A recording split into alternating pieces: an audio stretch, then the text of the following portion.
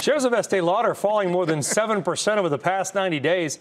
But D.A. Davidson believes that might change soon. D.A. Davidson upgrading Estee Lauder to a buy today, saying the fundamentals are the strongest in years. It is your call of the day. Stephanie Link, you own it. You've owned it for a while. You want to give this analyst a high five? Well, actually. Oh, you dumped it. I did. I just got that, Mayor. Literally, she just dumped it. There you do. Well, I actually sold it, took profits. It was a wonderful stock. It just started to trade too expensive for me, 27 times forward estimates.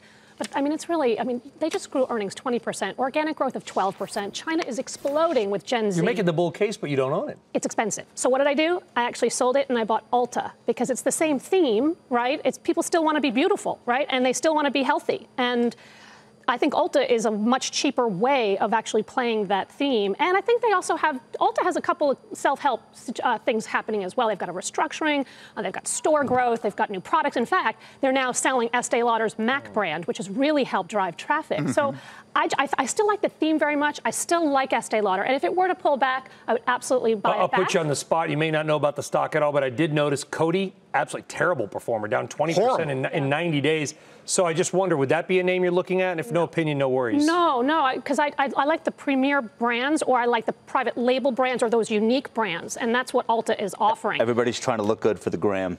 You know? Yeah, absolutely. They really, myself included. They truly are. They're working, Josh. Keep it up. Estee Lauder had that screaming run that Steph was participating in from, whatever it was, Steph, 120. I'm just talking this year. She's owned it probably for longer than that. But just from 120 to 152 or 155, it's been bleeding off since. And I think you could be a little patient here, just like Steph's saying, rather than jumping in on this one.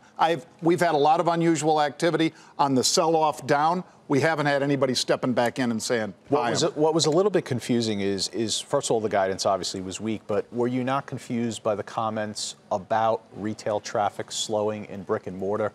It doesn't appear that others are talking about that. Well, I think that the number guidance is all currency.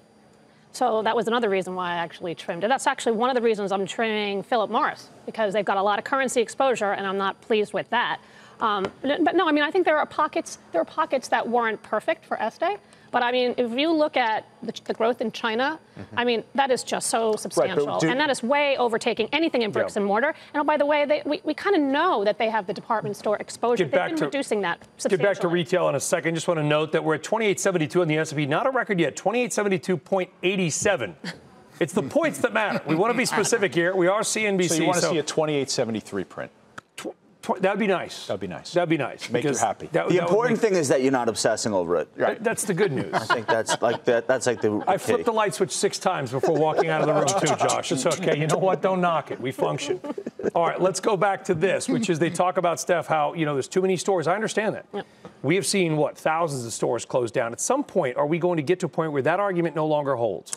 Well, we don't say we're overstored necessarily anymore, or that there's, you got great stores, but then you got a bunch of C- stores over here. Keep closing stores. We will right size, I assume, at some point. Well, I actually think that you're starting to see that in retail in general. I think we are starting to see the inflection point. We were all so concerned about Amazon and online. And these companies, all of these bricks and mortar companies, have been spending years trying to fix it, closing stores and reorganizing and structuring. Kohl's is doing something interesting where they're having other companies come in to their stores. So just that they can drive the foot traffic. They're working with Amazon. So I think all of these companies are trying to adjust, adapt. I think you're starting to see the fruits of their labor over the last couple of years start to take hold. That's why I think you see Kohl's and Macy's up 40% on the year, because they were left for dead. Now, something like an Estee, we know that they have exposure to department stores. They have been shrinking that. They have been working with the department stores. But by the way, that's been one of the bright spots for the department stores. It's been kind of the makeup and the creams and the lotions and those kinds of things. So I worry that, they still have issues, but this company has such a great name brand, and I really like the story. Rich, tomorrow morning, a worldwide exchange, 5 a.m. Eastern, by the way, we're going to show how some of the retailers have done well. We've talked to retailers. Do you own any of this? No. Because they have soared.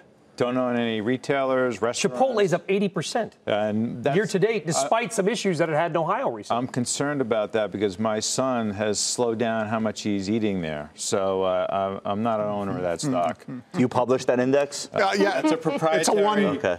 Post-college Your index channel checks, internal channel That checks. channel check. But Chipotle has done so well because they have a new CEO who's actually doing Chalupa things. check. So Hey, wrong company. wrong fast food. Let's take a break here. All right. Thanks, Johnny. We're on a record breaker watch for the S&P 500 again. 2872.87 is the number to watch.